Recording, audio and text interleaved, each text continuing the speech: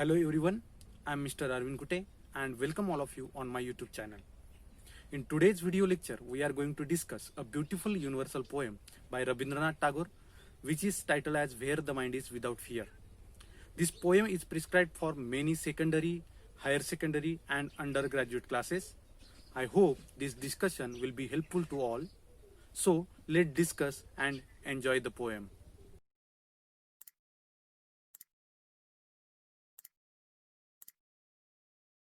Let's discuss first about Rabindranath Tagore.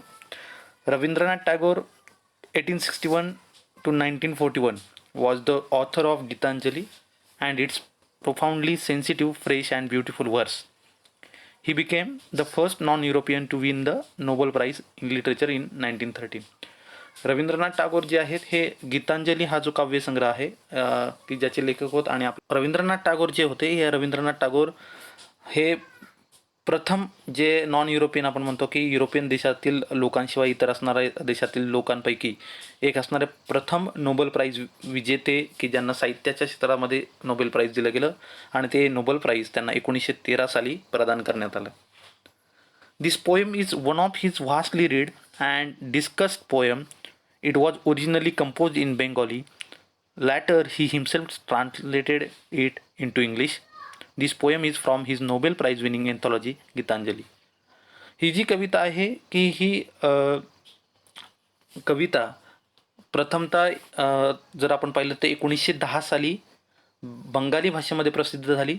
तसेच रवींद्रनाथ टागोर यांच्या गीतांजली या काव्यसंग्रहामध्ये ती समाविष्ट केली गेली होती. 1912 मध्ये स्वतः टागोरांनी ती इंग्रजी भाषेमध्ये भाषांतरित केली होती. तसेच जर आपण पाहिलं तर रवींद्रनाथ टागोर यांच्या गीतांजली या काव्यसंग्रहातील पोएम 35 म्हणजे 35वी कविता म्हणून देखील ती कविता समोर आलेली आहे. Tagore lived during the time when India was ruled by the British.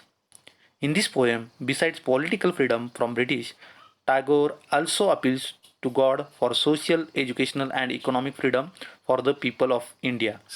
वास्तविक पाहता जर ही कविता आपण पाहिली तर ज्यावेळेस भारतावरती ब्रिटिशांचा अंमल होता तेव्हा ही कविता लिहिली गेली आणि या कवितेतून म्हणजे राजकीयदृष्ट्या भारताला स्वातंत्र्य मिळावं, त्यांच्या अंमलातून भारताची मुक्तता व्हावी, त्याचप्रमाणे या कवितेमध्ये सामाजिक, त्याचप्रमाणे शैक्षणिक, त्याचप्रमाणे आर्थिक तत्वावर देखील भारत स्वतंत्र असावा असं एक स्वप्न भारताचं पाहिलं होतं आणि त्यावरती आधारित ही कविता आपल्याला पाहावयास मिळते.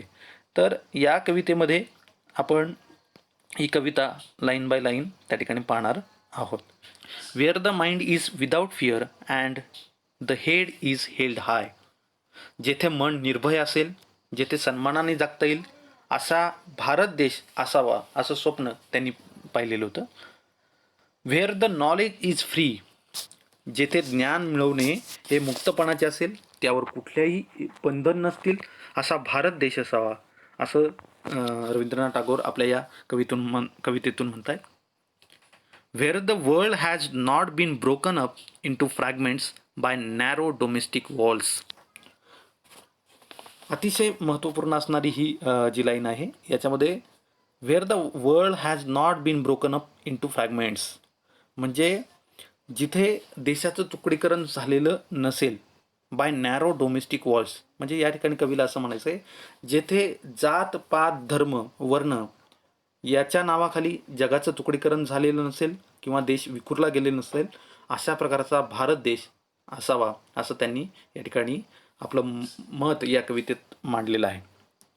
Wear words come out from the depth of truth म्हणजे त्यांचं म्हणणं या ठिकाणी असं आहे की जिथे सत्यरूपी असणारे शब्द की जे खोलवर मनातून अगदी सहजपणे कोणत्याही दडपणाशिवाय बाहेर पडतील म्हणजे विचारांचा स्वातंत्र्यपणा, वैचारिक स्वातंत्र्यपणाबद्दल कवीने या कवितेमध्ये मांडणी केलेली आहे.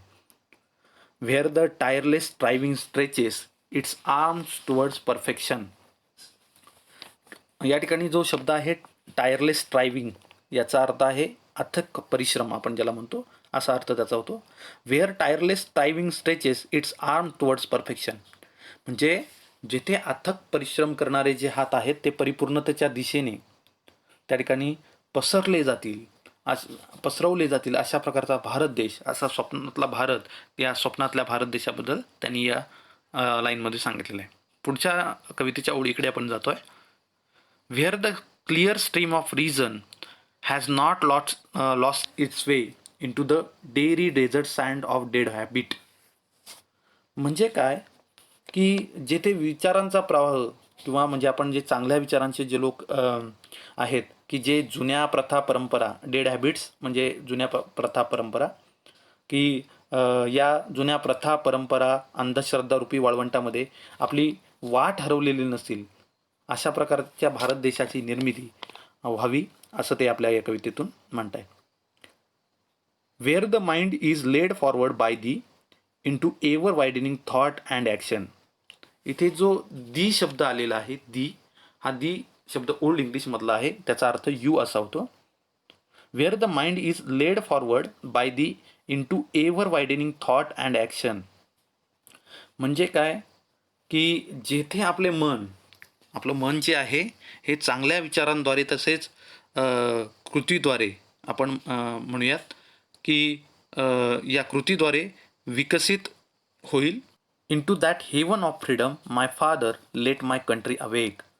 म्हणजे अशा प्रकारच्या या हेवन ऑफ फ्रीडम म्हणजे काय म्हणूया आपण की जिथे चांगले विचार, चांगले कार्य, लोक एकमेकांचा आदर करतील अशी परिस्थिती म्हणजेच heaven of freedom. Into that heaven of freedom my father let my country awake. या ठिकाणी माय फादर हा शब्द जो आहे तो परमेश्वराला उद्देशून या ठिकाणी वापरण्यात आलेला आहे की ते या ठिकाणी म्हणतायत की असं स्वतंत्र भारताला मिळावं किंवा अशा स्वतंत्ररूपी जो स्वर्गरूपी जे आपण म्हणतोय की स्वातंत्र्य असेल अशा स्वर्गामध्ये, स्वातंत्र्याच्या स्वर्गामध्ये खऱ्या अर्थानं हे परमेश्वरा माझ्या देशाला जागृत होऊ दे, माझ्या देशाला उभं राहू दे आणि माझा देश जागा होऊ दे असं ते आपल्या या कवितेमध्ये मांडतायत. तर अतिशय सुंदर असणारी कविता या ठिकाणी आज आपण पाहिली की where the mind is without fear. जेथे मन कुठल्याही भीतीविना असेल, निर्भय असेल. म्हणजे ही एक प्रकारची वैश्विक प्रार्थना आपण म्हणूयात की रवींद्रनाथ टागोर यांची असणारी ही एक सुंदर वैश्विक प्रार्थना आपल्याला या ठिकाणी पाहावयास मिळते. अतिशय सुंदर असणारी कविता आज आपण या ठिकाणी पाहिली आहे.